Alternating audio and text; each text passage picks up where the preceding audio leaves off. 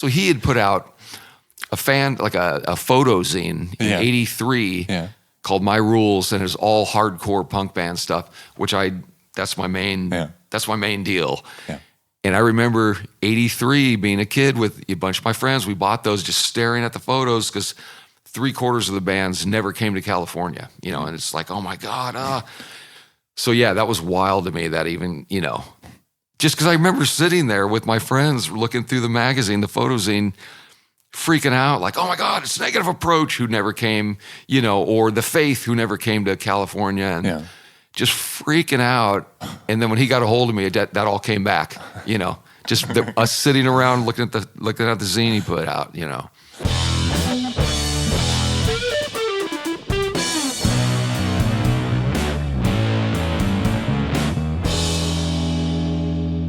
Hallo und herzlich willkommen zu Der Soundtrack meines Lebens. Ich bin Jan Schwarzkamps und ich werde euch in diesem Podcast auf eine musikalische Reise mitnehmen. Eine durch das tönende und klingende Leben meiner Gäste. Mal nerdig, mal erhellend, immer persönlich. Ein Austausch über Popkultur im Allgemeinen und ein Blick aufs Leben durch die Linse der Musik im Speziellen. Viel Spaß mit der folgenden Episode.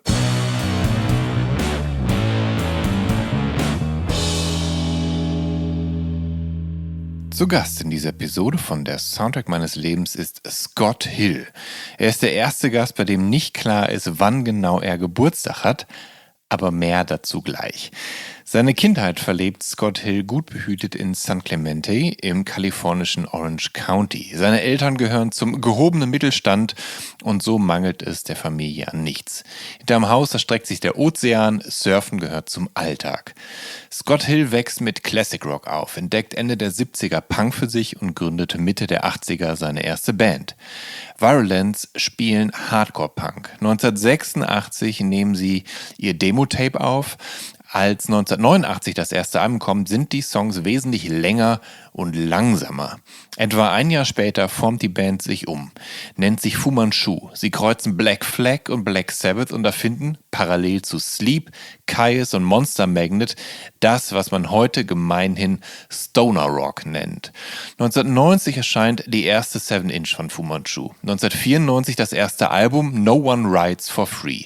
11 weitere folgen. In den Songs geht es um B-Movies und Muscle Cars, Science Fiction, Skate und Surfkultur. Seit 2007 betreibt Hill mit der Band das Label At The Dojo, das sich ausschließlich um die Vinyl-Auflagen der Band kümmert. Dort ist im Juni 2024 auch das 12. Album von Fu Manchu erschienen. The Return of Tomorrow ist das erste als Doppel-LP angelegte Album und zeigt die Band halbwegs experimentierfreudig. Und jetzt freue ich mich sehr, Scott Hill hier in der Soundtrack meines Lebens willkommen zu heißen. Hi Scott, very nice to have you. Hello, thank you. So, Scott, I couldn't really find out what year you were born. I think you make kind of a secret out of it. I think you never really revealed when you were born. So I thought it might be the late 60s, the early 70s. You had your first band. Correct. In 1985. So you must have been in your mid-teens, late teens. Oh man, what was that? I think I started playing in a band it was December '84, but really '85, beginning January '85. And I expect you not to have been 10 or 12 then. What was that? Yeah, what was it? But we don't have to nail down. We don't have to nail down the. It's okay. All good. It's all good. A lady never tells her age. So let us start in Orange County, California, or more accurate, San Clemente. That's how it is pronounced correctly, San right? Clemente, yes. San Clemente. So where little Scott Hill grew up. Did they call you Scotty? No. Well, my sisters did. Okay. No one else did, just my sisters. Yeah. And, what are you going to do? You go along with what your sisters call you. That's how it is. Do you have older sisters? Or? I have an older and younger. My younger sister is the girl on the cover of In Search Of. Ah, okay. So, yeah. But what is your earliest musical memory from your childhood? Probably, I'm trying to think. I mean, my dad would listen to a lot of stuff. He was big into, he grew up in Santa Monica, Venice area at the beach, surfing. Yeah. Had the fast cars. Was in a car gang. Yeah. And the earliest I remember him playing Babylon by Blue Cheer. I didn't know. Okay. I didn't. Blue Cheer. I just remembered I loved the song, and he'd have the record out. The gatefold with the multicolored artwork and drawing and stuff. That's one of my earliest memories is Babylon. Is it from the original Human Being or something? It's from was it Inside Outside? Oh, Inside Out. Yeah. Or Outside? What is it? I always get confused with the second and third. It's a second record. It's a second record, but I remember him playing, and it's got the cowbell, and I'm like, oh, that's kind of weird. I just young kid, I didn't know what the hell, But that's my earliest is stuff from my dad, and then we moved to Huntington Beach, and a friend and another family moved in right next door to us. Kid was my age. I think we were, we moved in when we were both like 1 or 2 years old. Yeah. And he had an older brother. This is probably 70, 71, 72, somewhere around the early 70s. And his older brother, was in high school when we were young kids. And he had like a Challenger muscle car. Mm-hmm. And he would park it, just wherever, like sometimes in the driveway on the grass and, but it was a big loud muscle car. Yeah. And he had on the side of it painted Highway Star. Mm-hmm. And I didn't, what? But he turned us on to Kiss, Deep Purple, Led Zeppelin, Sabbath. We could never touch his records, but he would play them for us. Yeah. And that's also, between my dad playing my dad would play a ton of stuff, but Babylon really stuck out to me. Yeah. But so your dad was in kind of quite heavy stuff. And I mean, Blue Cheer was never like a very popular band. They were like kind of an outlaw, underground, weird, loud band. I mean, think of Vincebus Eruptum, the first record. I mean, that's such a raw record. Oh, yeah. Well, plus, like I said, he grew up surfing, late 50s, early 60s, had a car club gang. Yeah. So I'm sure he was into all that early, weird, noisy, loud stuff. Yeah. But I think my friend's brother, he's surfer, had muscle car, and that's Kiss, Deep Purple, Led Zeppelin, Black Sabbath. But I remember Deep Purple I really got into just because of the Highway Star on his car, was in the back over the wheel well, and that he would turn us on to a bunch of stuff. But what about surf music? Was that did that matter? My dad liked surf music. I didn't really like it that much. I just didn't really. Yeah. I didn't catch my ear like Blue Cheer did. When I heard that riff and the cowbell, and I'm like, and I didn't know any better. I didn't know they were the loudest band or anything. I just loved the song. Surf music, I mean, it can be raw. It can be loud. Oh, yeah, totally. Yeah, totally. Yeah. I don't hate it, but I just don't listen to it. Never really, even though I grew up surfing and at the beach, I just never really got too into it. But yeah, I would say my dad playing early Blue Cheer, my next door neighbor's friend, his older brother playing us, Deep Purple, Kiss. Yeah. Those are my earliest memories. What about your mother? Was she interested Elvis. In Elvis. And I did not like Elvis. Oh, no, you didn't? How can somebody not like Elvis? I did not like Elvis. It was just too... Whereas Blue Cheer, Kiss, Deep Purple, it just seemed more like, and Elvis, I couldn't get into it. I just could not get into it. Did it feel like elderly people's music? Was it out of fashion? No, it seemed too goofy to me. Even as a kid. Even as a kid, I just thought it was, I don't know. I've grown to like it a little bit more. And if my mom plays it, of course, you listen to it.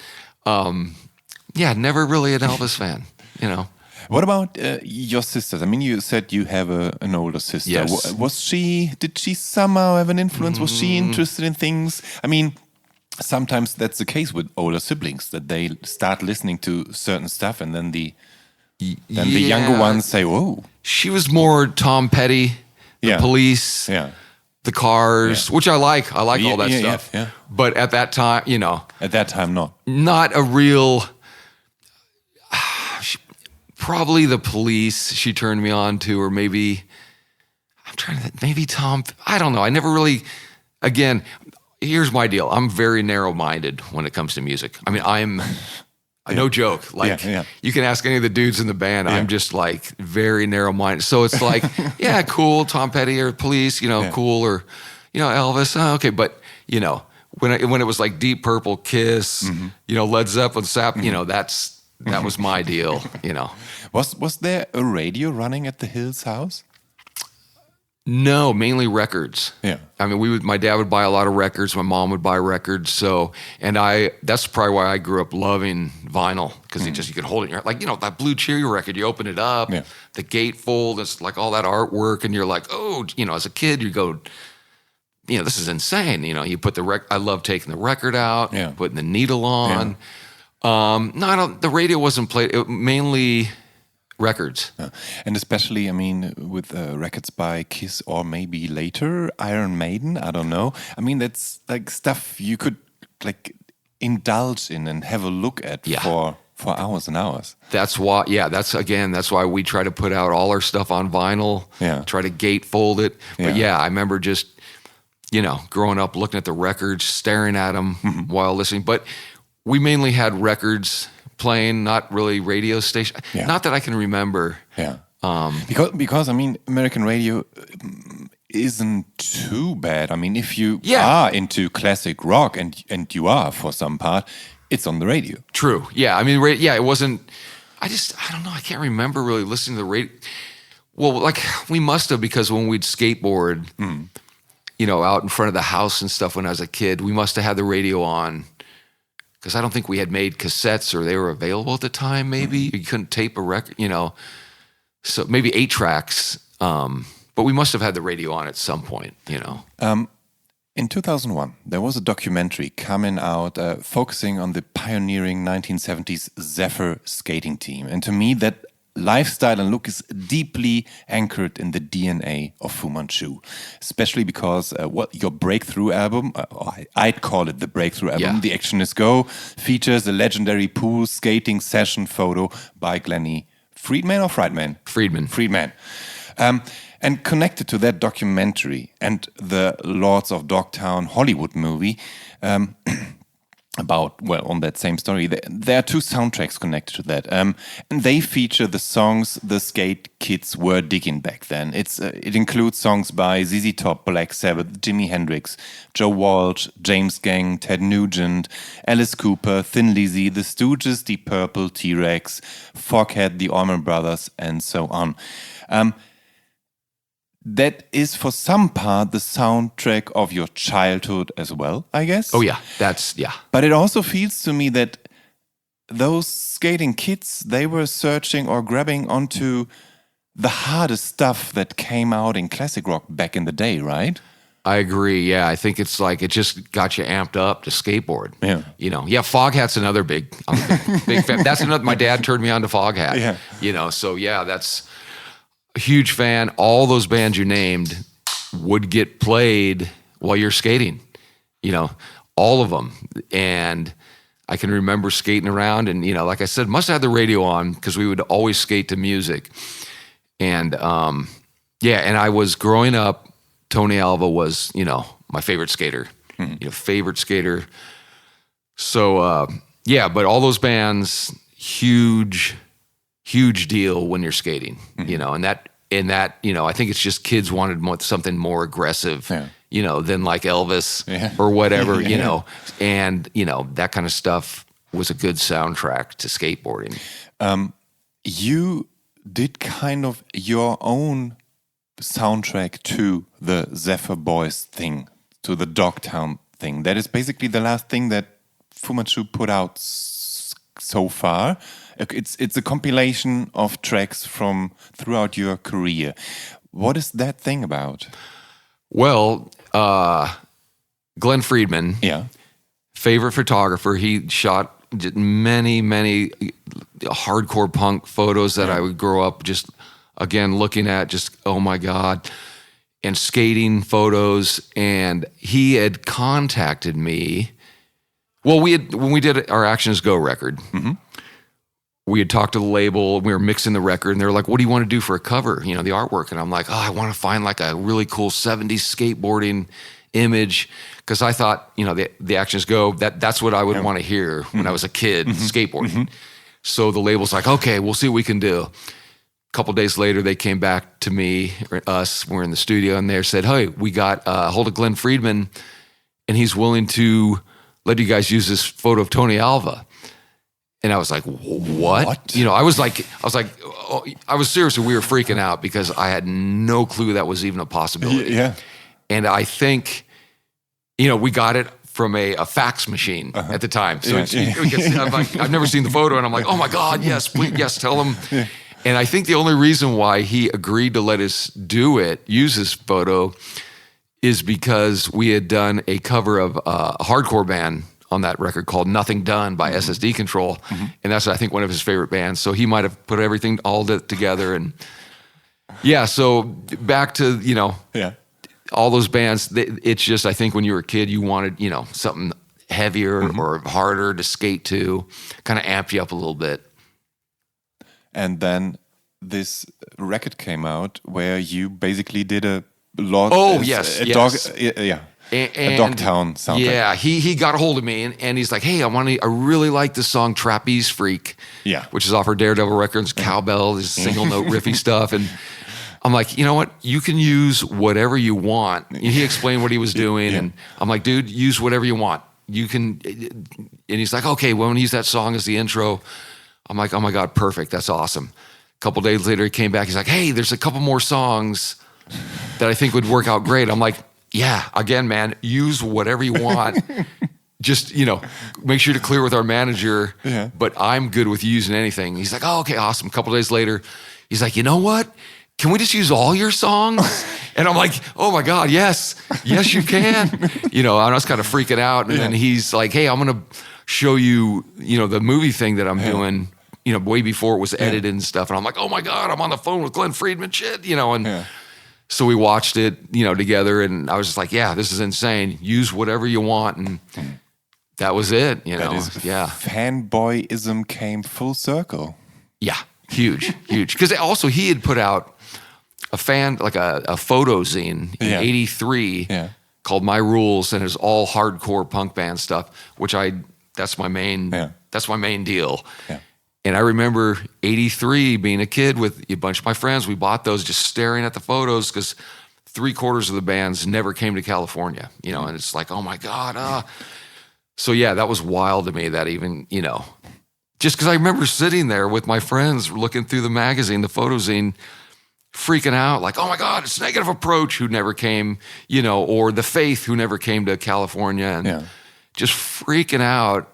And then when he got a hold of me, that all came back, just us sitting around looking at the zine he put out, You always were interested in skating and surfing. I think you still do both, right? I just surf every day. Skating, if I fall down, I'm hurt. Tour's done, practice is done. So it's, I'll cruise down the street, at a slow speed, but surfing, I still every day. Has there been a point in your life where you thought, okay, if I crash badly on the skateboard and I don't know, break my finger, I can't play the guitar. So exactly. Tour is ruined. We let's see. I started a punk band in '85, and we were still skateboarding a lot every day, surfing every day, trying to play music. And I remember I'd fall and I hurt my shoulder. I'm like, practicing was very rare. It was hard to find a place to practice. So when you did, you went for it. And I remember one time we were supposed to practice, and I'm like, I can't, my shoulder, so we didn't practice. And I remember going, you know what? I'm going to mellow out on skateboarding for a little bit, and just keep surfing.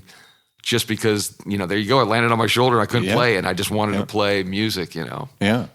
But doing those things, it often goes hand in hand with a gang of friends skating or surfing together. You meet up, or you just meet at the beach or at a street corner and whatever. And did your friends around you and that you also bonded with in matters of music. Yeah, for sure. Like I mean, one of my best friends growing up, we would surf every day, then skate. We'd surf in the morning every day. Yeah. Then it would get windy and it would get bad. Go skateboarding the rest of the day. After we got tired of that, we'd go, to music stores, buy records or whatever, then go to shows at night. Like, and we were young kids, we were young. Yeah. And we, I can remember, I was thinking about this the other day, which is weird, that I know the exact spot that we were sitting after we had surfed. Mm-hmm. It was a Carl's Jr., like a burger restaurant. Yeah. And we were sitting there eating. I go, you know what? Let's start a band. And I never played guitar before. Mm-hmm. And he's like, oh, okay, I'll sing. I'm like, yeah, you sing, I'll play guitar. We had another buddy that played drums. And then we had another friend that we just said, you want to play bass? And he's like, sure. None of us knew how to do anything. And that was it. And we just, became closer friends and just, would hang out all the time. But yeah, it definitely, like these dudes, we'll hang out, go see a movie when we're at home or whatever.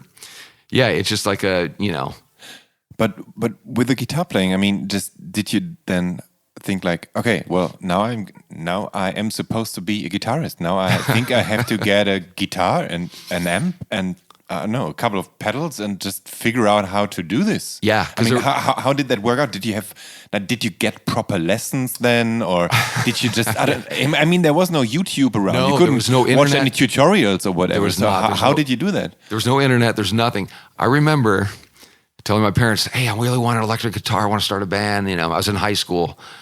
And my grandmother said, I'll tell you what, if you take lessons and you like it, I'll get you an electric guitar. Mm-hmm. I was like, oh, okay, awesome. And and this is a time when I was in Black Flag, Minor Threat, strict punk rock, hardcore. That was it. That's it. And I remember going to this dude who taught guitar, and he had an acoustic guitar, and he was showing me some notes, and I'm like, this is not really what I want to do. And he's like, well, what do you want to play? And I said, I told him some bands. He didn't know any of them. He's like, next time, bring a tape of these bands you like. I'm like, okay. So I brought Black Flag, Minor Threat, Negative Approach, Void, Gangrene, all these gnarly hardcore bands. Yes.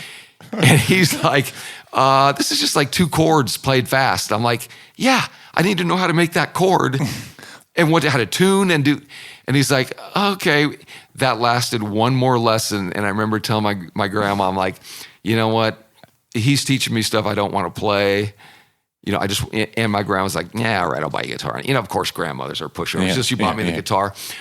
But I did learn, I would go watch punk shows, and instead of slamming around or getting on stage, I'd watch the guitar player set his cab, his amp, his cables, he'd put in his guitar. Sometimes they had a tuner, sometimes not.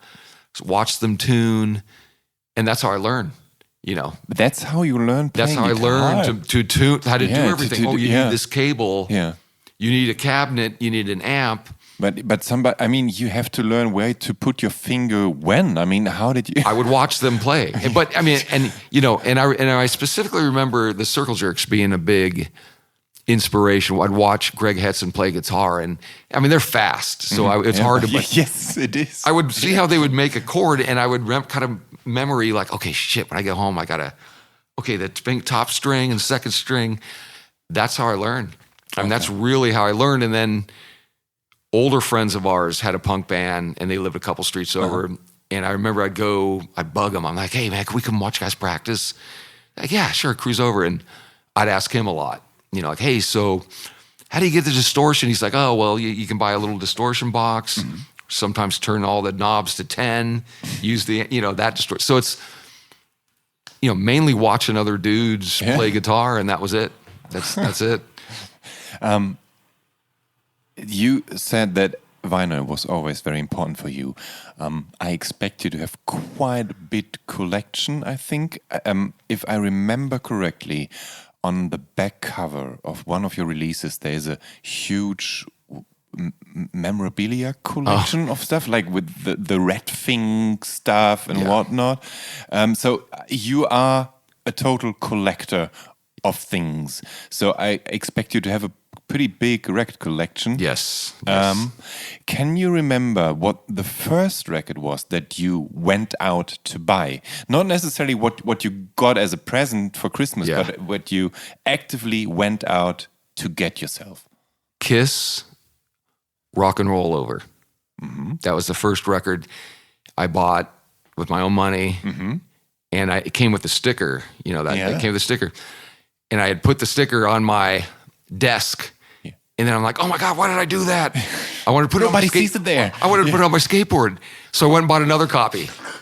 And my parents, they're like, what? And that was the first record I bought. Still have it. I still have it. And the photo on the back of that record, that's my room growing up. Yeah. At my parents' house. So I'm a big collector, have a huge record collection, vinyl. I love it. I love it. That's why we put everything out that we can on vinyl, But where did you go and buy records? I mean, so you were living in San Clemente. Yeah. Did you go somewhere else by bus or I don't know?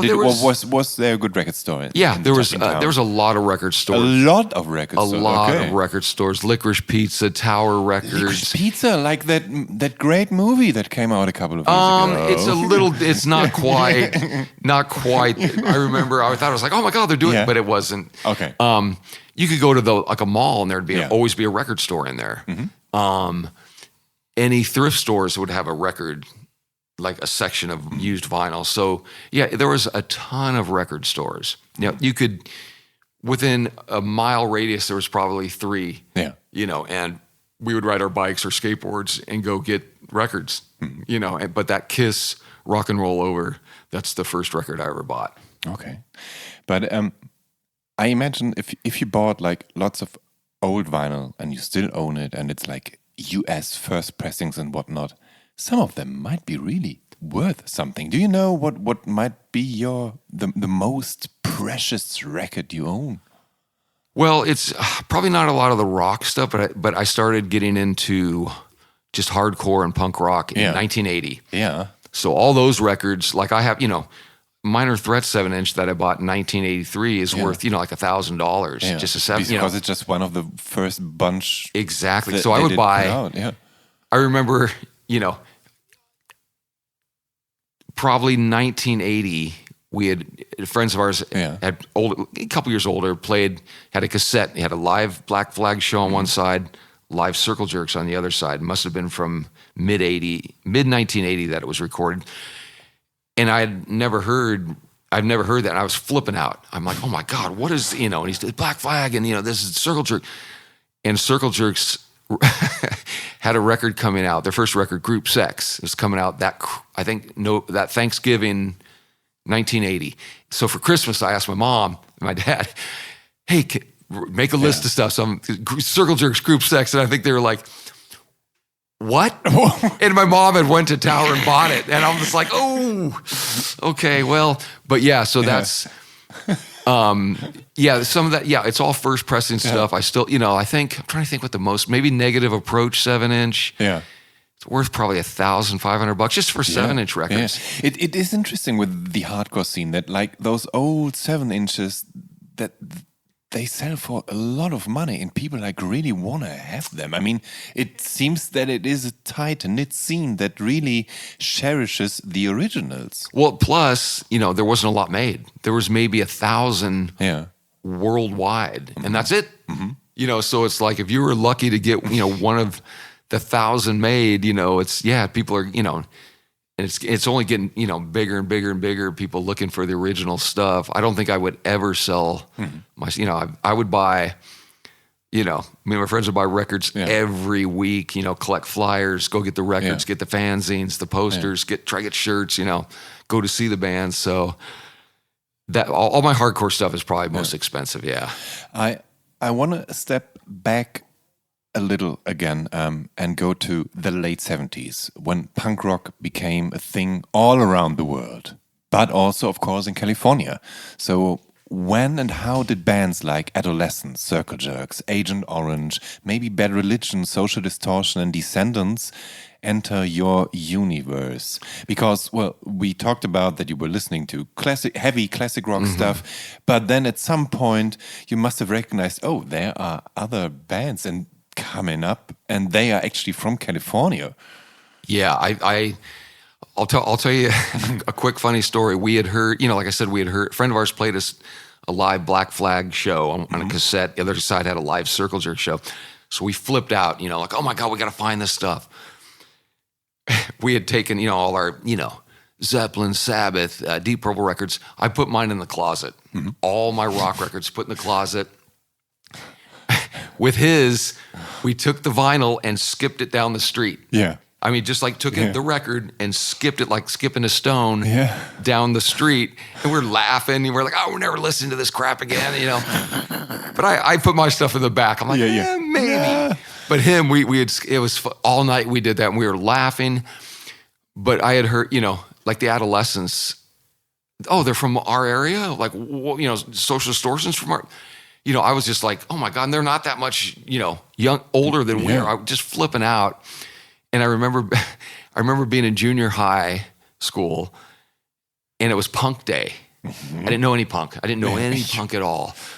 And people had made shirts, probably Ramones had written on it, maybe Sex Pistols, and someone had a shirt that said punk. They wrote it, on a white shirt with a marker, punk is bunk.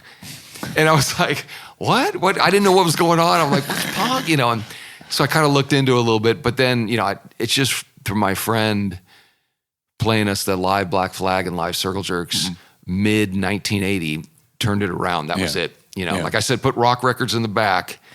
I didn't know anything. I didn't, the Clash. I didn't know, the Sex Pistols. I didn't know any of that stuff until, that wasn't on my radar. Just Black Flag and the Circle Jerks. That's what did it. Yeah. I mean, that's what I was curious about because, Fu Manchu covered a lot of songs. We'll talk about that later. And I realized that those are all American bands that you covered, so far as I know. And I was wondering, did you ever get into the British stuff? Like, did you ever listen to The Damned and the Sex Pistols, the Buzzcocks, Undertones? Was that stuff that was interesting to you at some point? See, now all that stuff I like now. Back then I didn't. Yeah. But see, the English stuff that I did like was like Discharge. Oh, yeah. Like Chaos UK. Yeah. Disorder. Okay. So all the abrasive just the heavy, stuff, GBH. Yeah. Just the gnarly. Yeah. Like I didn't even. Sex Pistols. I was like, whatever. Yeah. I didn't really, in the Clash. I thought it was cool, but I was like, I just wanted the gnarly, heavy. Like I said, all that UK stuff. There's a lot of cool UK stuff. And even from other parts, Germany, Sweden has a lot of crazy stuff.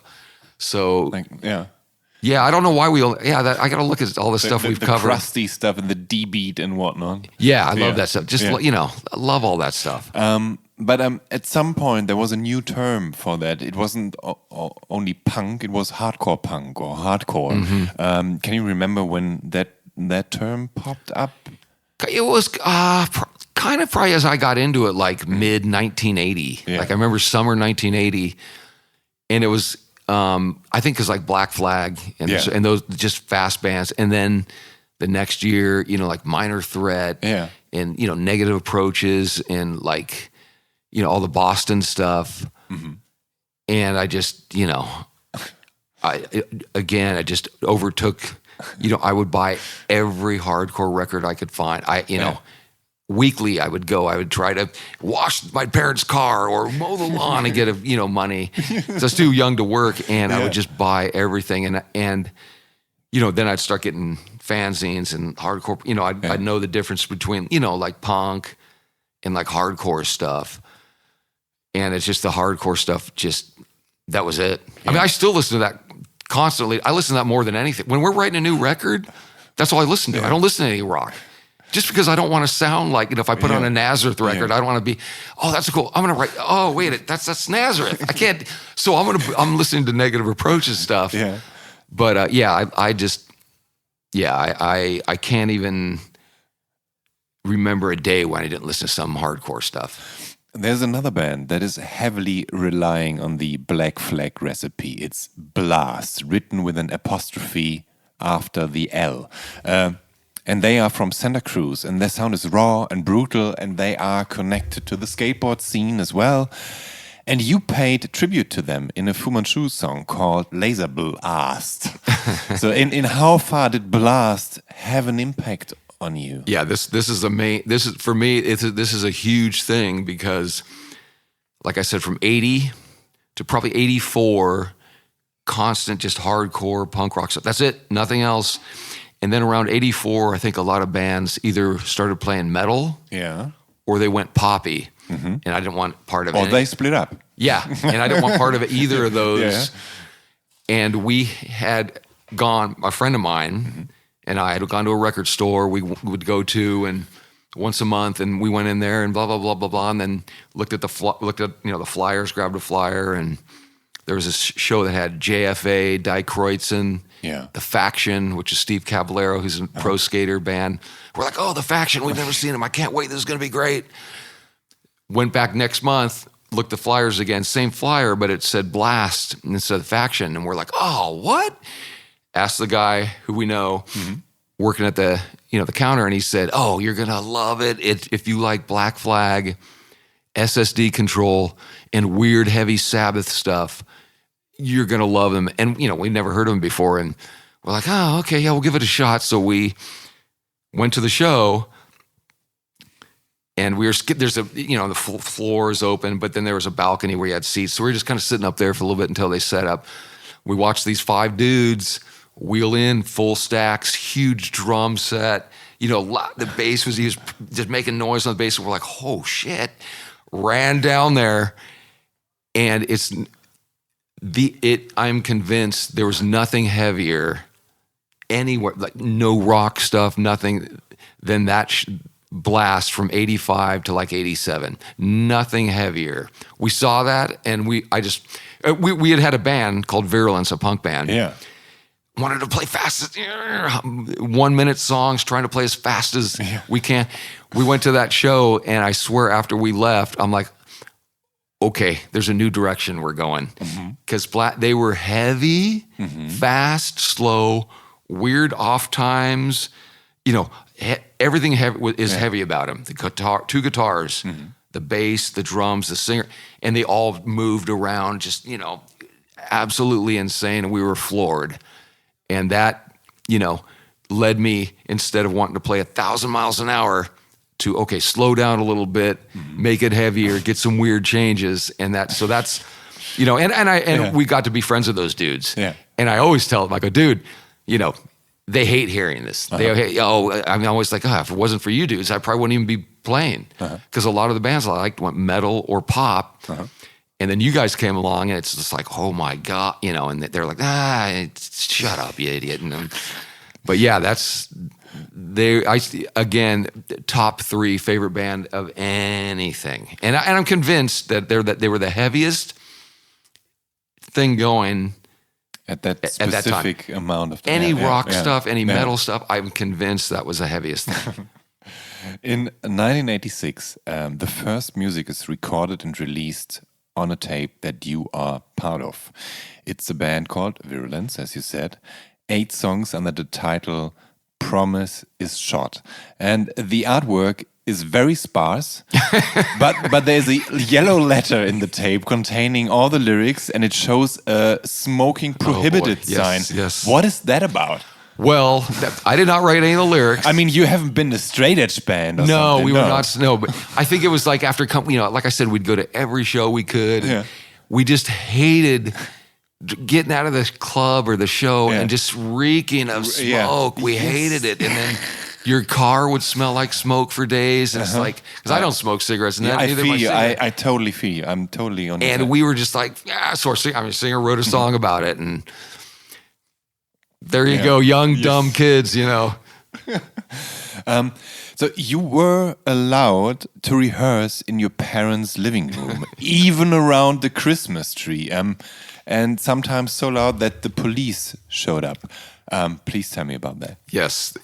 Back, again, no internet, no nothing. You couldn't find a rehearsal place. Didn't have a car. Or I think we had a car. Yeah, we were definitely old enough.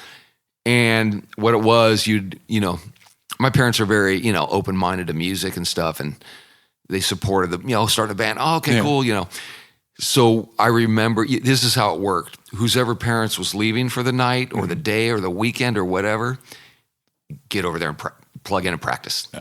And I remember my parents would always, I'd ask my parents, hey, you guys going out to eat or anything soon? Or are you going, like, yeah, we're going to go out to dinner. It's like, okay, they're like, we're going to leave at 5. We'll probably be back at 7. Good luck.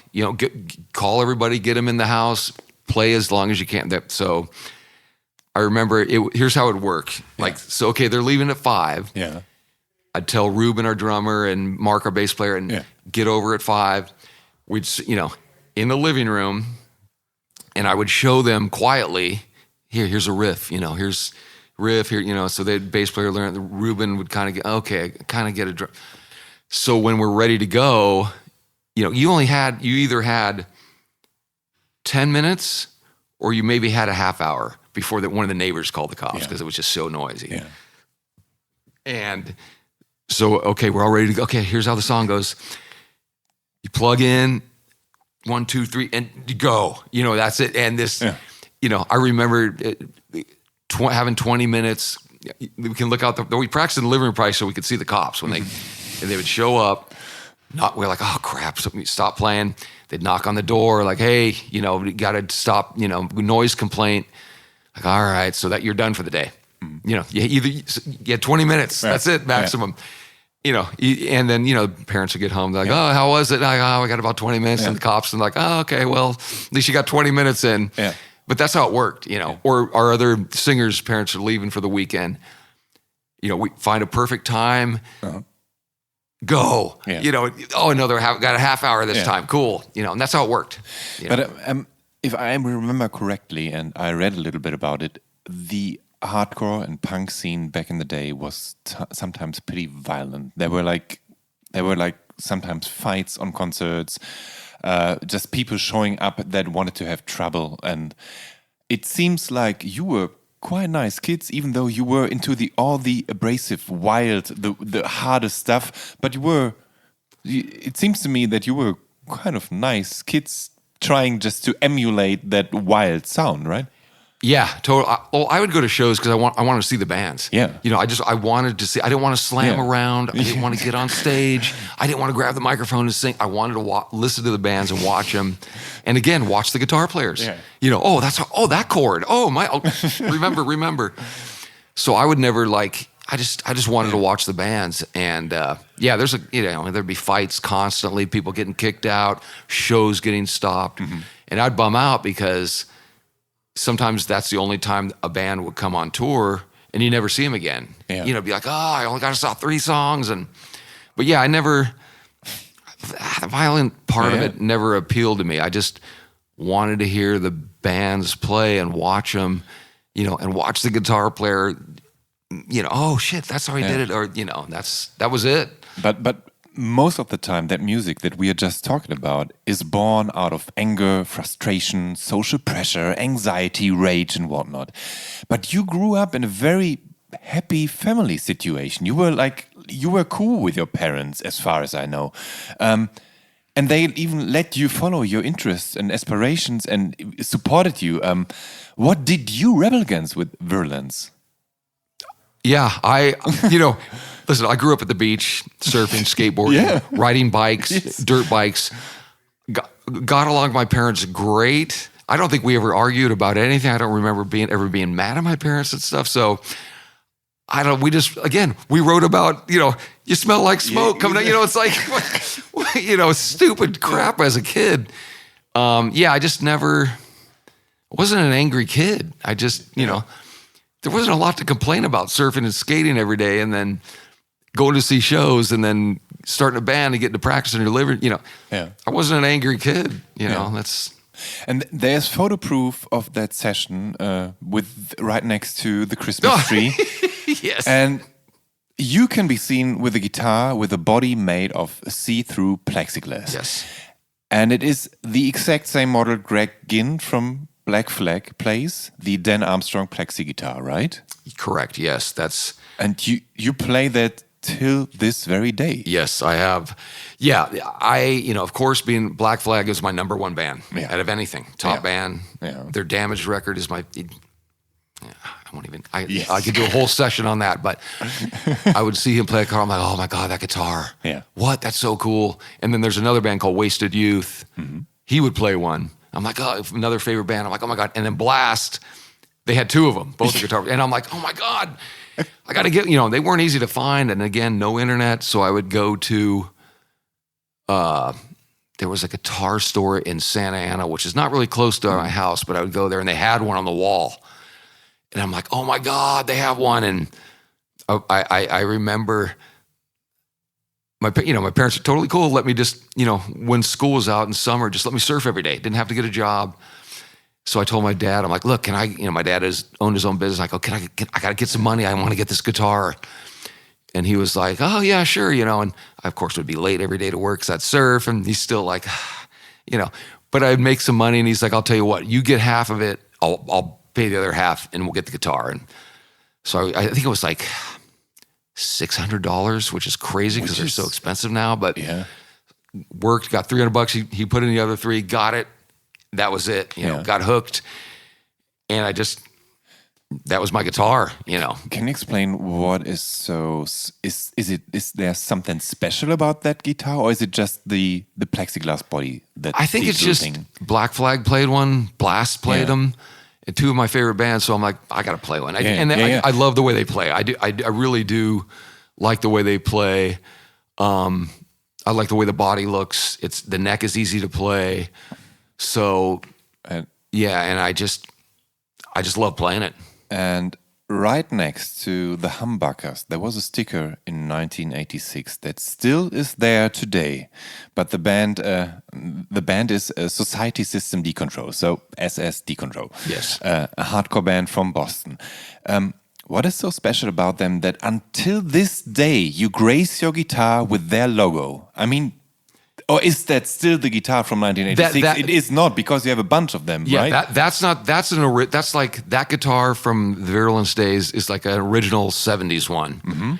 I would always bend the neck. It's like a bolt-on wood neck. You could hear it going sometimes. So it's like, oh shit. Oh. So it got so bad that it wouldn't stay in tune. So I couldn't really play it anymore. But I did have an SSD sticker on there. And I have one on now, the new ones. But they had put out a record called Get It Away. Mm-hmm. And it's extremely heavy, full sounding. Pictures on the back are them just jumping into the crowd, just bass play, crazy. And I got that record and I was just like, oh my, this is 83, I think I got it. Just blown away. And I had September, I remember, of 83, after summer, I wrote every band that I could write and on my punk record. I pull out the lyric sheet. Oh, write the band here. Yeah, there's sometimes a P.O. box address, right? I wrote every band. And I'd say, hey, do you guys have shirts for sale or stickers for sale? Please let me know, and include a stamp in there. So they'd write back.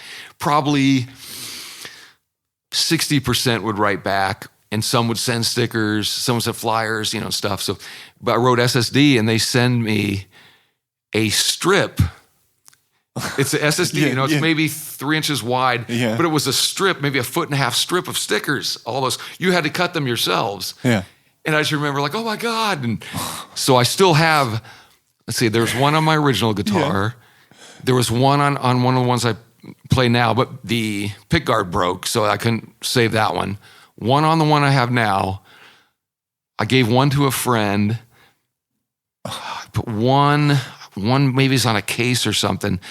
Or it was on my skateboard. Uh-huh. So I have maybe 6 left from the original 1983 strip. You still have them? I still have them. Do you have a drawer at home where you have yes, stuff I have, like that? That's why I have anvil cases that I use for my cables and stuff on tour. Covered with all my. What's the use of having the stickers in a drawer? So they're everywhere, and those. But SSD, another, heard it. And I'm like, oh my God, this is crazy. And I still to this day will do a Fu Manchu record. Yeah, I'll come home after a mix, compare it against that Not close, never close, but I'm like, we're almost there, because it's such a full sound. They have such a full sound. It's insane to me. In 1989, Virulence released their only album, If This Isn't a Dream. It's 8 surprisingly long songs between 3 to 9 minutes behind a cover with a scene from a Hieronymus Bosch painting. Yes. It comes out on Alchemy Records, a label based in San Francisco that is run by 2 guys. One is Mark Deutschram, who during that time is part of the Melvins. So I guess it's totally intentional you end up on that label, right? Yes. We probably 86, we had gotten the first Melvin 7-inch, because it sounded like Black Flag, Black Sabbath. So we were like, we got to get it. Loved it. And then they put out their Gluey Porch treatments on Alchemy. And that record, I remember we'd gone to a show. I forgot, this is like maybe 86, end of 86 is when like a lot of hardcore bands just were breaking up, or again, went really metal and was kind of slowing down. And we had heard the Melvins, and I remember we had gone to a show and we'd stopped by a record store called Zed Records in Long Beach. Mm-hmm. And they had the Melvins Gluey Porch. We're like, oh my God, the Melvins have an album, fuck, got it. Here's what we did. We got. I remember we bought it. Got it back in the car, going to the show. We would take the record out, look at it, the vinyl, and go, "Ooh, look at that! It's a whole dark group. Like the whole section is dark. It's gonna be slow and heavy." We would look at the record and assume that. But of course, we would do that with everything. Yeah. And then I remember going to that show and getting home, and my friend and I, who sang for Virulence, shared an apartment, and it must have been 2 a.m, and we're like, we got to listen to this, even though someone lived below us. But we'd put it on really quiet, we struggled not to crank it up, but we're like, oh my God, and listen to it the whole way through it, probably 2 a.m. to probably 2:40 a.m. And and then we just, huge Melvins fans from then on, loved it. And, Virulent sound had dramatically shifted to a slower, probably Melvins, late period Black Flag, Swans. There's a band called Gore, I think from the Netherlands, maybe? I can't remember. And we had recorded like a 4-song sample thing to send to labels and send it to Alchemy. And they really, Dutram wasn't involved with the label anymore, but Victor Hayden was, and he liked it and gave us a phone call. And we're like, oh shit, oh my God. And so he liked the stuff, went in the studio and didn't really achieve exactly what we wanted with that recording, but that recording is a pretty good example of where we were at. Weird timing, slow, long songs. Probably should have edited it ourselves a little better on the songs, but whatever. That's exactly where we were at. Mm-hmm. And then the record took kind of a long time to get put out, maybe a year and a half maybe, and writing a lot of new stuff in between. And I could go into where Fu Manchu started, or I don't know what your next question. We're going there where Fu Manchu started. What I find interesting is that record is pretty dark. The cover is dark. Like you picked Hieronymus Bosch, and it must have been the very first time that you have been to proper studio recording, right? I mean, I don't know how that demo tape came about, or if it's just like done in somebody's living room, or if you already went to the studio with that. But for the record, for that first album, that was a proper studio. Like the demo stuff would be a small studio you'd find in a newspaper, like, recording, public recording. That was the early demo stuff. But the record, we went up to San Francisco, Hyde Street Studios. I think, it's funny. Joe Satriani was in the studio in the bigger room. Okay. And I remember we recorded, just didn't know what we were doing. Luckily, Victor was there, but we were using a marching snare drum for the snare drum, which is not smart to do at all. And But we used it anyways, and it didn't. Shouldn't have used it, but we'd gone up there, and that was a professional place. And I remember we were listening back to one of the songs, and Joe Satriani peeked in to give it a listen, and just this disgusted look on his face, and he's like, quickly left, But we thought it was funny. But yeah, that was a proper studio. Yeah. And I mean, you have been on Haight Street, so not far away from Amoeba Records. Was that around then already? Yeah, it had to have been. Yeah, I'm almost positive it was. Yeah. Yeah, because I mean that's like record buyer's paradise. Yeah. Yeah. So you got into Melvins, but you also got into other bands around that time. I think you got into Soundgarden, probably. What about Ted, Mudhoney, Laughing Hyenas, White Zombie? They were all around. Yes, got into all those. Time. Yeah, we had heard.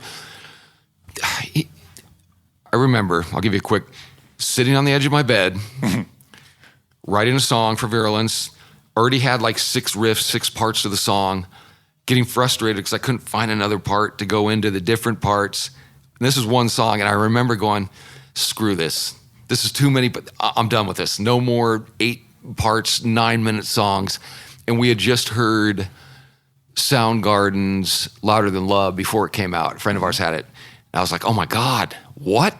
What? And we had seen Mudhoney open for Sonic Youth before their record came out, and we were like, "Oh my God," that was it. Nirvana, we got the first 7-inch by Nirvana, and then Bleach, and we're like, "Oh my God." Same with Laughing Hyenas, Big Chief, which is the Necros singer. Yeah. Early White Zombie. Tad was huge. Loved Tad. Yeah, all that Sub Pop stuff we got into probably 88, 89, and then that was it. Virulence was done.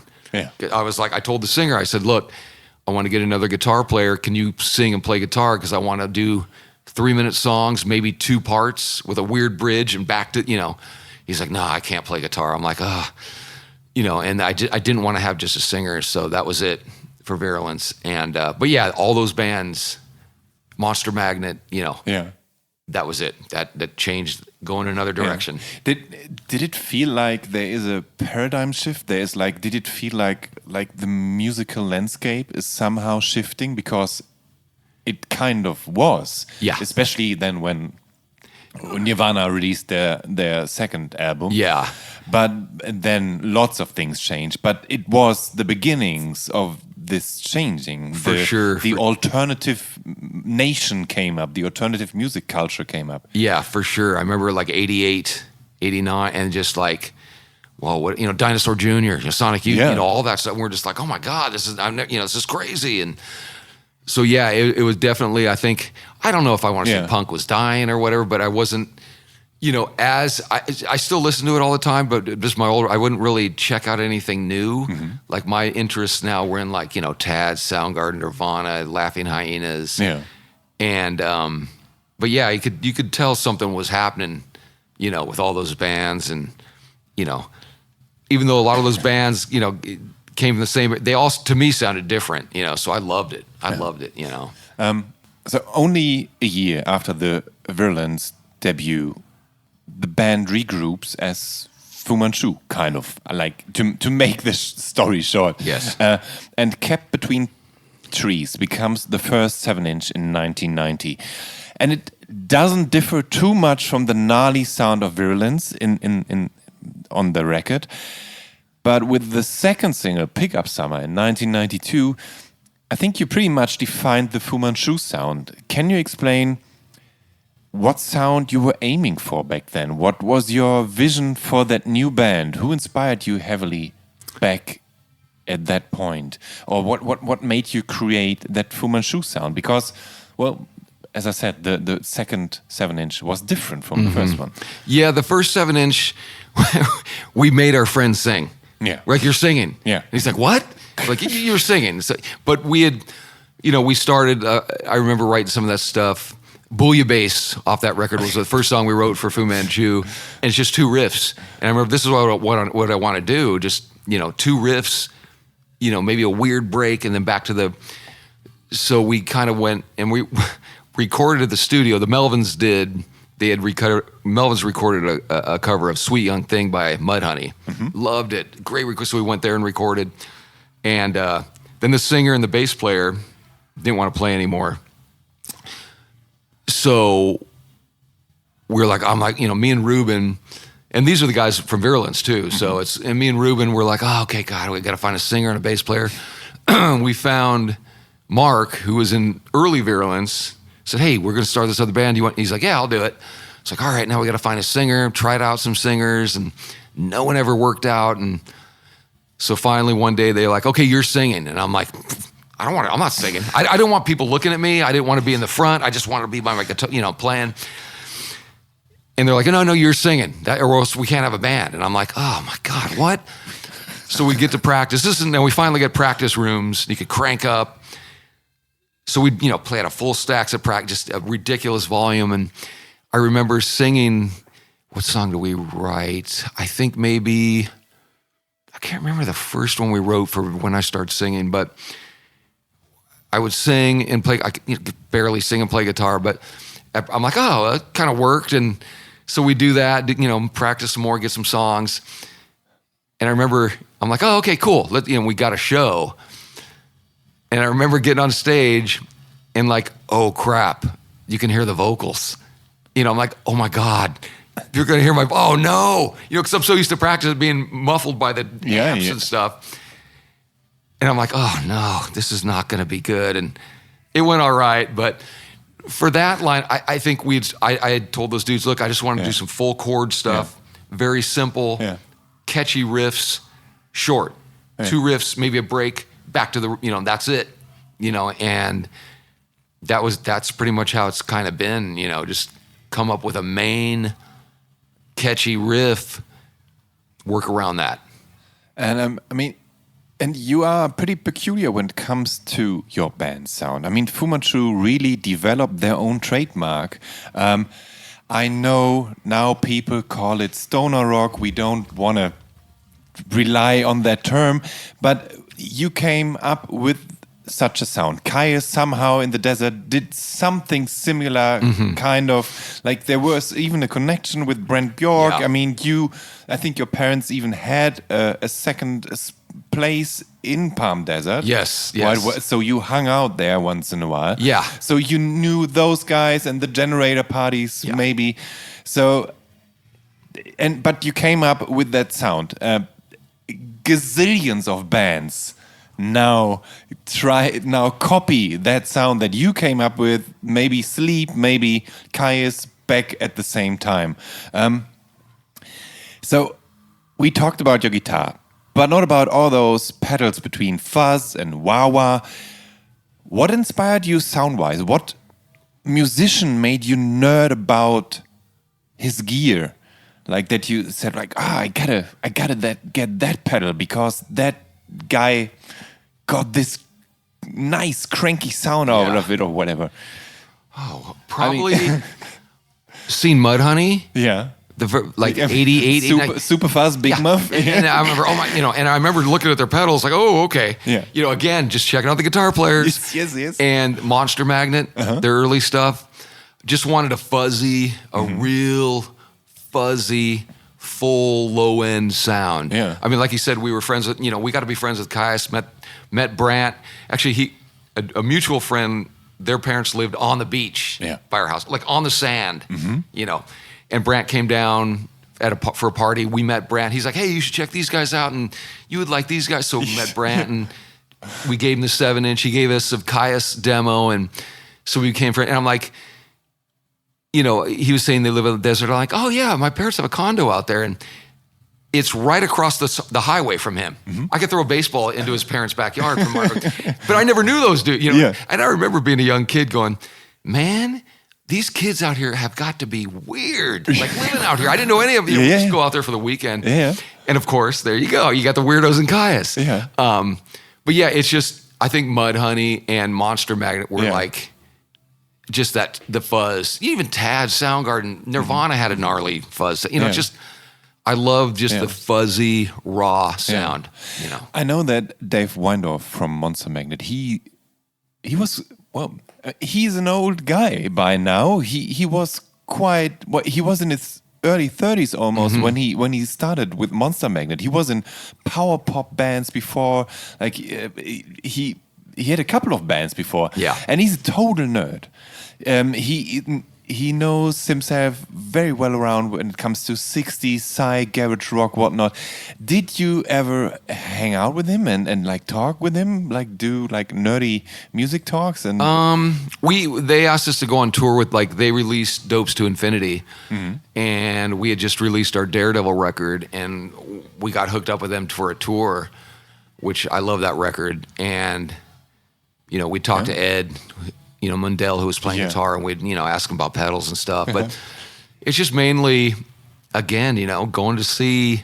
We didn't really talk pedals that much with those guys. I mean, they were like... No. But I mean, like talking about other bands, or like was Weiner, for example, like telling you, like, hey, you got to check out this band from the 60s or whatever, like, because he's so deeply rooted into that. Yeah, he was kind of his own. We didn't want to bug him. Yeah. You know what I'm saying? They luckily let us come along. We're like, let's not bug Weindorf. But we talked to the other dudes, Ed, and they would tell us stuff, and what pedals you use? And I had a Crown Fuzz at the time. He's like, oh, that's cool, Crown. And we would talk pedals with those dudes back then. But it's just trial and error. And again, no internet. So you're like, where are you going to get this? And I luckily had a friend who worked at a guitar store, and he had a pedal, and he's like, oh, you want a fuzzy, heavy? So I went home and tried it. I'm like, yeah, this is it. There's a low end, but still fuzzy, and you can make out the notes and stuff. And it's just trial and error back then with stuff, It cost a little bit of money. Granted, the pedals weren't as expensive back then as they are now, but still, it's, With Fu Manchu, you never shied away from revealing your influences or bands you admire and are fans from. And that's why you continuously covered songs by other artists. Doing so, you always transferred the original into a Fu Manchu song, which is quite a thing. I'd love to focus on a couple of those cover songs you did. Your version of Blue Oyster Cult's Godzilla, for example, that has become a staple in your shows. Why is it that you come back to that track over and over again? Just that riff. I remember me and Brad, our bass player, sitting around at his house, and we were just listening to stuff, and I'm like, man, that is an insane riff. This da-na, da-na. I go, let's. He's really good at figuring stuff out. He's really good. I'm horrible at it. So he always figures stuff out, and I go, let's slow that down. And he plays drums. He's a good drummer. So I would, we would play together, and it just sounded so good, slow, and the full riff. Fans of Blue Oyster Cult, so it was easy to pick that song to do. Okay.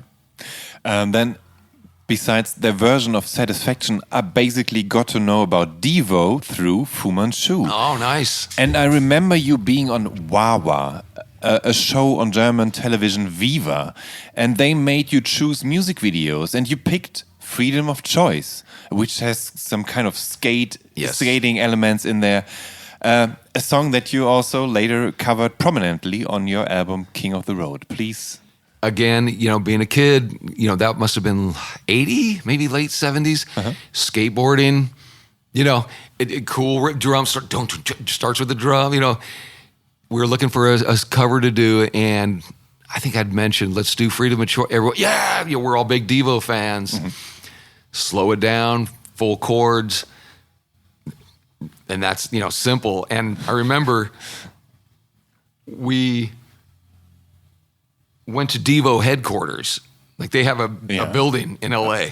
We were playing the Whiskey, and we went over there. Our manager got us to go over there. It's a round building, like a round. Of course, Devo's got a round.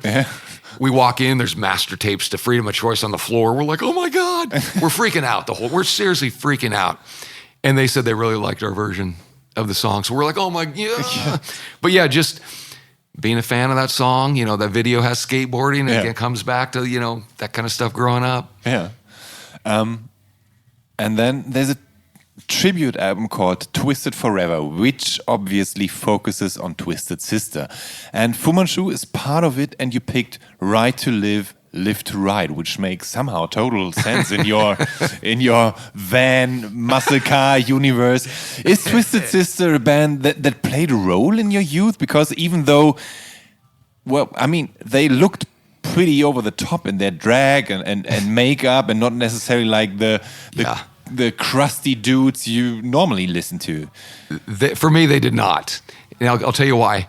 I don't know how we got offered to do a song, but we did, and I think we're in Australia on tour, and our tour manager, sound guy, mentioned that song. Let's do that song. You guys should do that song. And I never heard. I knew Twisted Sister. I heard their stuff, but I never got into them. And we thought we'd do this song. Let's slow it down, make it kind of ZZ Top-ish. And the only reason we did that song was they were paying us, and we took that money to do a cover of the Circle Jerks. So that's the only reason why we did the Twisted Sister song, was to get money to do a Circle Jerks cover in the studio, because Keith Morris asked us to do a cover. Yeah. That's the only reason why we did that. But it was fun doing. And I think the guitar player with Twisted Sister said he really liked the version because it was so different. It was like so different. And now I've come to like Twisted Sister. I'm like, oh, okay, I can do it. It's cool. They got some cool stuff. But we did that song to get money to record a Circle Jerks cover. Yeah. And I forgot his name, but the singer, what is his name again? Dee Snider. Yeah, Dee Snider. I mean, he's a very bright guy. Yeah. And funny, and he's a character. That's, Yeah, they're all cool. I mean, I just never got into them because they were happening when punk was around. So I'm like, But the last cover song you released so far was A Million Miles Away. It's on the 30th anniversary EP you released, including 2 originals and 1 cover song on each of those EPs. A Million Miles Away is by a little bit psychedelic kind of power pop band called the Plimsouls, and you invited Neil Fallon from your longtime friends Clutch to sing on it. How did that come about, and what's up with your love for the Plimsouls?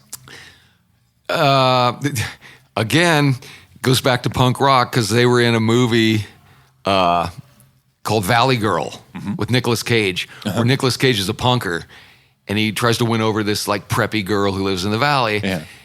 And that song is featured in that movie a lot. And we love that movie. We love cheesy, horrible movies. And but that's a good song as well. Like, that's my sister. That's my sister's stuff. But we all like that song. And I remember going to Brad and Bob, they're really good at figuring stuff out. So they figured it out, made it heavy. And we record everything we do on a 4-track cassette. And I took it home, and I was trying to sing, put vocals on it, and I'm like, you know what? I'm going to ruin this song. We're like, we should get Neil from Clutch, see if he'll do it, because it would sound perfect. Send it to Neil. He's like, yeah, I'll do it. Send us back an amazing take. And we're like, oh my God, that's awesome. But yeah, that's just, again, going back to punk rock, it was in that movie Valley Girl, which is about punk rock. But yeah, it's a good song. Yeah. I think we did a good job with it. Neil, of course, sang it great. There you go. It's pretty simple. We just, it's just, we'll sometimes come up with something stupid like, oh, blah, blah, blah, blah. Hey, let's cover that. And oh, okay, yeah, let's do that. And then we're like, oh yeah, this is cool, heavy. Like we did Doobie Brothers. Yeah. Take it to the streets, which is not heavy. And that's another one my dad would play all the time. So I love that song. And of course, hand it to Brad and Bob to figure it out, make it heavy. And I think one of the guys from Doobie Brothers heard it and it's like, yeah, they loved it. We're like, oh my God.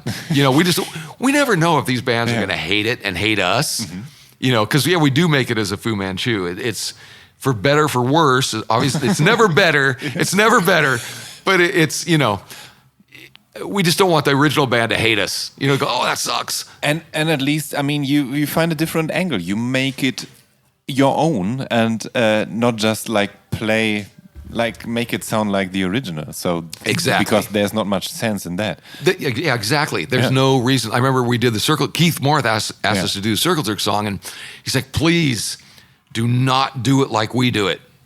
Please." Of course, we had cowbell, fuzzy guitar. So yeah, there's no reason to do it exactly the same. There's a very popular German rock band called the Beatsteaks. And they covered Fu Manchu's Hell on Wheels, rebranded with the title Frieda und die Bomben and German lyrics by Martin Epson from another German band, a punk band called Turbo Start.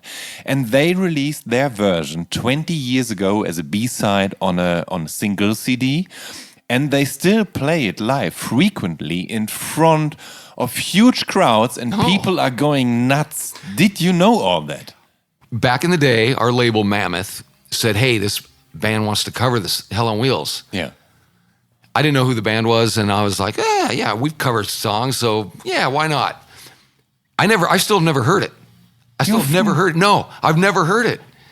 I never heard. I didn't. Is it different lyrics? Is that what? Yeah, it's German lyrics. It's totally different lyrics. Oh, okay, yeah. But the label did ask us, and we were like, yeah, why not? We do covers all the time. Yeah, go for it. We didn't know it'd be huge. Yeah. You know, and I will listen to it tonight. Yeah, you should check it out. It's cool. Oh, nice. Yeah, and it's a staple in their live set. I mean, they often play it, and like they play in front of 10,000s of people on huge festivals and huge concerts, and they are going nuts. Awesome. Yeah. I mean, you know, like we play Godzilla. We just played a festival in Greece. People went nuts. You know, so it's we're all for. You know, I have to check. Yeah, it's weird. I've never heard it. This could be just a weird info from the interwebs that might not be true, but you once appeared under the name Michael Cooper Smith playing additional guitar on a record by Fireball Ministry, the Fireball Ministry EP, which contains a couple of cover songs, whatnot. What's up with that name? What's up with that appearance? I'm not Michael Cooper Smith. Yeah, no. Yeah, not me. No. Not me. Then it is. It might be true. It might not be. Okay. We had a Mike Cooper Smith play on our Godzilla 10-inch. But it might be the same guy. It might not be. I don't know. Whoa. I can tell you for sure it's not me. Okay. That's for sure. Especially second Fu Manchu guitarist Bob. How do you pronounce his surname? Okay, how do you think it is? Bob, I'd say Bob Belch. Belch. Yes. Or is it Bob I don't want Belch? to correct you because he says he gets that. It's Balch. Balch. Like like Bob Balch. Balch. But you can say Balch. It's perfectly fine as well. Bob Balch. He got creative outside Fu Manchu in the last couple of years with different side projects, but also drummer Scott Reeder and bassist Brad. What is his name again? Brad. Our bass player? Yeah. Davis. Brad Davis. Brad Davis, of course. Yes, sorry. And they ended up helping out in other bands. You never really did. Was it never intriguing to you to try out something different with other personal? No. I just, anything I write, it's going to be like Fu Manchu. So it's like, there's no reason to start another band. And it's like, that sounds like Fu Manchu, you know. Yeah. Unless I'm going to do like, a reggae record, which is not going to happen. But I'm just saying there's no, guitar player for Blast lives by me. Mm-hmm. So me and him are going to do something. But we got to figure out something where it doesn't sound like Blast, it doesn't sound like Fu. We're going to, meld those two together and it'll be something weird. But hands are full of Fu Manchu for me, I just never... I mean, it's tough enough getting everyone on a schedule to practice, record, go tour, take photos, come up with artwork, So it's all good. I mean, I'm fine in Fu Manchu, But there's a 7-inch I discovered by a guy named J.D. Boole. He's from Berkeley and kind of an early 80s power popper. And in 2014, there came out a single with a cover of The Animals' You're on My Mind on the B-side. And you are credited with playing the acoustic guitar. At least Discogs says so. No. Me? Yeah, and I thought, well, that might be a thing because that guy is from Berkeley. Maybe you just knew him and just... This will go back to when I started playing it. I hate acoustic guitar. Yeah, I'm not a fan. couldn't imagine you playing acoustic guitar. No, that was not me. Maybe another Scott Hill. No, it was not me. I will have to look at that as well. Interesting. But then we got that right here. Yeah, there you go. Yeah. But Fu Manchu never was a band that got that much help from outside, especially for changing producers all the time. Like basically trying out all kinds of different producers. And it's a band of 4 guys on record and on stage, with one exception. 2018, for Clone of the Universe, you came up with a monumental track named Il Mostro Atomico. And on that track is Curtis Matthewson playing pedal steel, But more importantly, there's Alex Lifeson, guitarist in Rush, on that track. How the hell did that come about? All right. Well, we're getting ready to do that record. Like usual, we come up with like 18, 19 songs. Got to whittle it down. Usually it's a 10-song, 11-song record. And I was like, you know what? Let's keep 6 on the one side. Let's take the best riffs out of all the other stuff and kind of see if we can put one long song as a second side. That's it. And we had we took the best riffs of the stuff that we didn't put on the first side and we arranged it like that. We're like, oh, that's cool. That's awesome. And then our manager is friends with Alex Lifeson's manager. We talking to him and stuff. We're like, oh my God, see if he'll play on our record. And he goes, yeah, he will. And we're like, what? We thought he was kidding. We seriously were like, what? And he's like, yeah, send him the song and he'll play a bunch of stuff. And do you want him to do something specific? We're like, no, he can do whatever he wants. Let him do whatever he wants. So he got the song, did a bunch of cool guitar stuff. We added it in there. That's that. I mean, it's, and those dudes, I grew up, liking Rush because there'd be a lot of high school parties in the early 80s where I hear Rush. And I wasn't into, rock stuff then, but I like them. But those dudes are Rush fanatics. Yeah. So they were just like, oh my God, whoa, just flipping out. But it was that simple. Just had our manager ask his manager. His manager asked him. He listened to the song. He's like, yeah, cool. Yeah, but I would have been curious if Rush is actually a band that you listen to like the whole career through, or if you stick to those maybe early Rush records where they have been more like classic rocking, like they call me the working man. Well, we recorded that one. Reader, our drummer, Brad, bass player, Balch, they love Rush. Yeah. Love. I just listen to like the hits here and there. Yeah. My favorite song is Subdivisions, which is a mellow, like keyboardish song of theirs. Yeah. So that's kind of weird. But yeah, those dudes love Rush. So they were like, flipping out that he agreed to do that. Let's talk briefly about cars. Your father was part of an automobile club.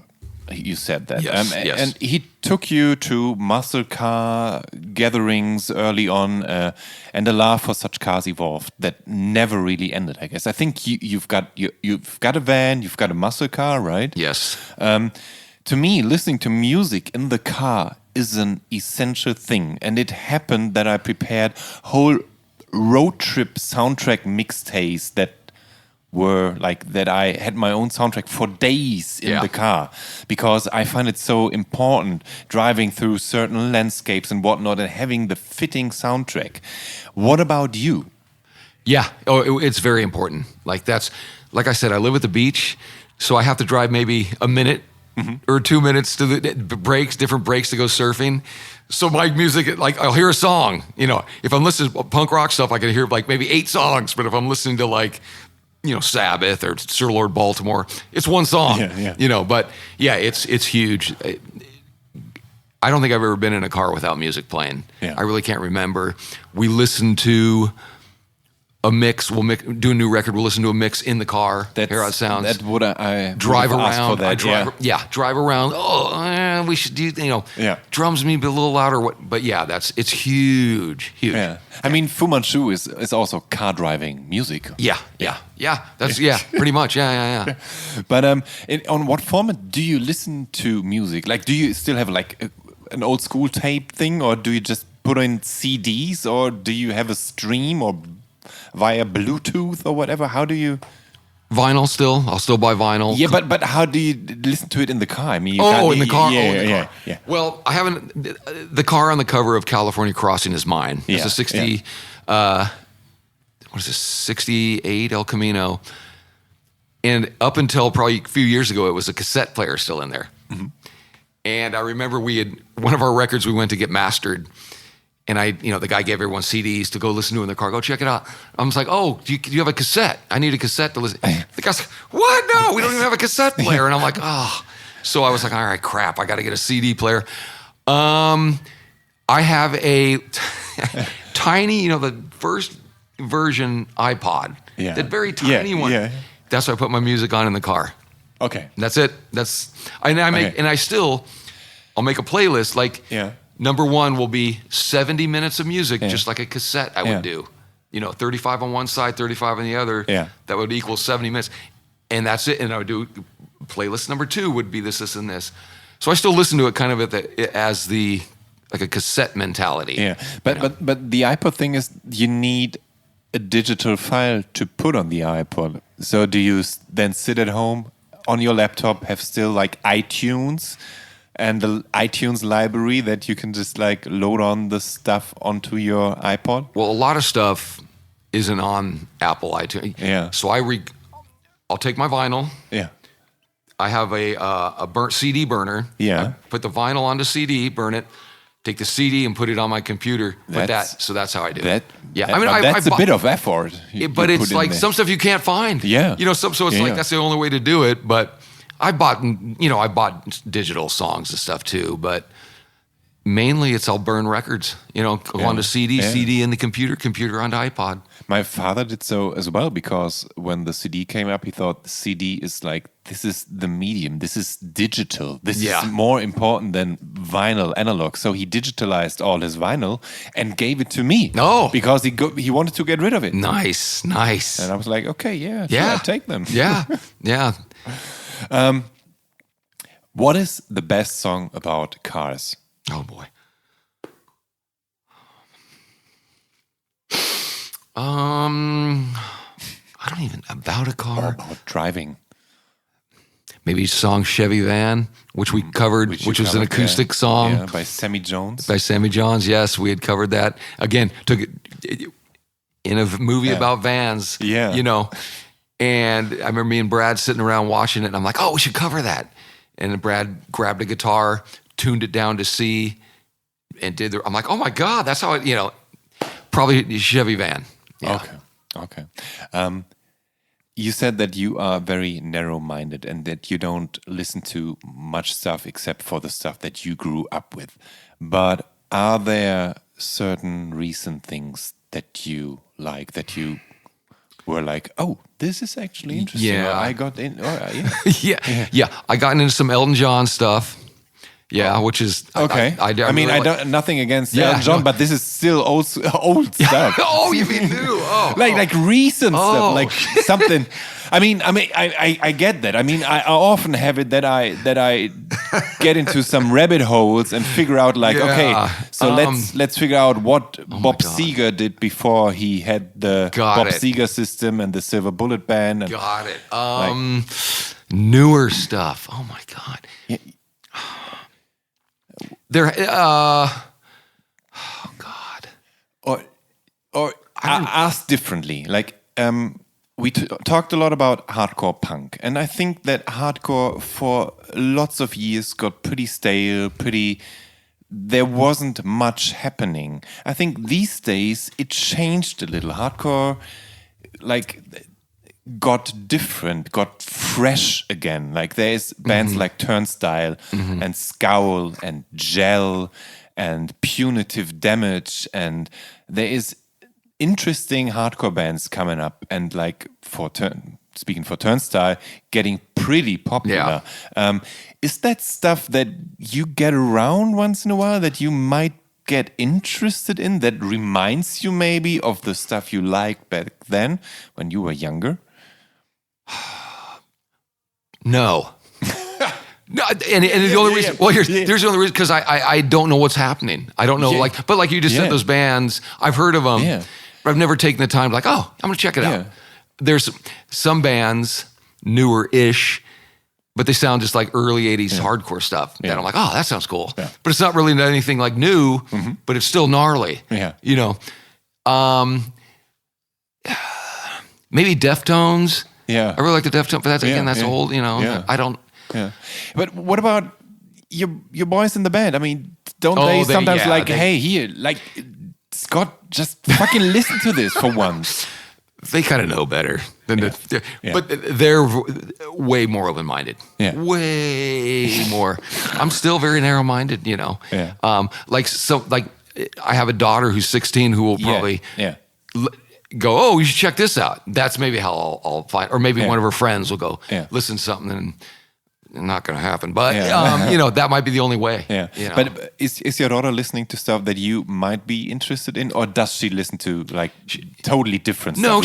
She influenced by TikTok and whatnot? Well, she came home from the hospital being born. We had the Blue album by the Adolescents playing. Okay. So that's and she likes Kiss. Yeah.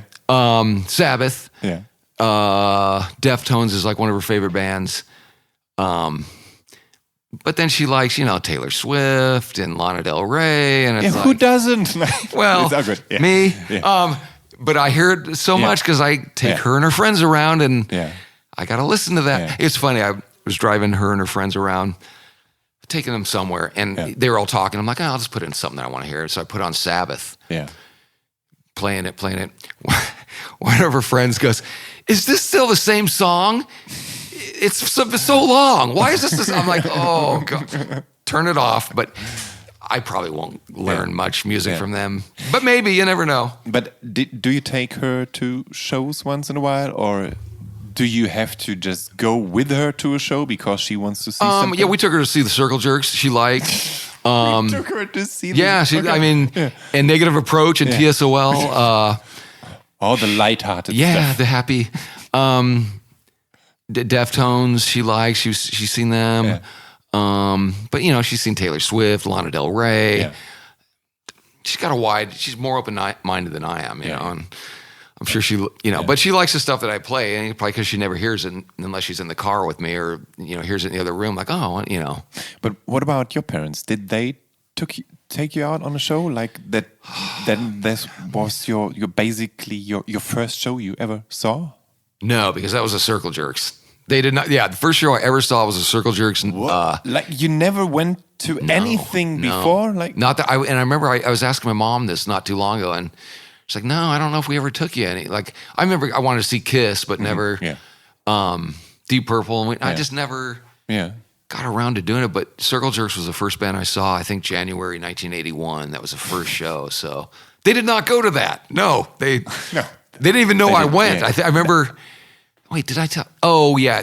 Here's one of their things. They said, if you get good grades through school, you can miss a day of school if you want to go see punk show. Yeah. Cause you don't get home till 3 a.m. Yeah. So I got straight A's. That worked. They told me you get straight A's, you can miss to go surfing. You can miss a day. And it worked. I got, I would go, I got to get straight A's so I can, there's a good swell coming. I got to get good grades, or, Black Flag's playing. I got to get, they let me do it. So, yeah. Okay. Well, Scott, thank you so much for your time. Well, thank you. Thank you for the talk. Yes. Liebe Zuhörerinnen, Zuhörer und alle irgendwo dazwischen. Wer auf dem Laufenden bleiben möchte und neugierig ist, in welcher Situation das Gespräch stattgefunden hat, darf gerne den Instagram-Kanal des Visions Magazins abonnieren.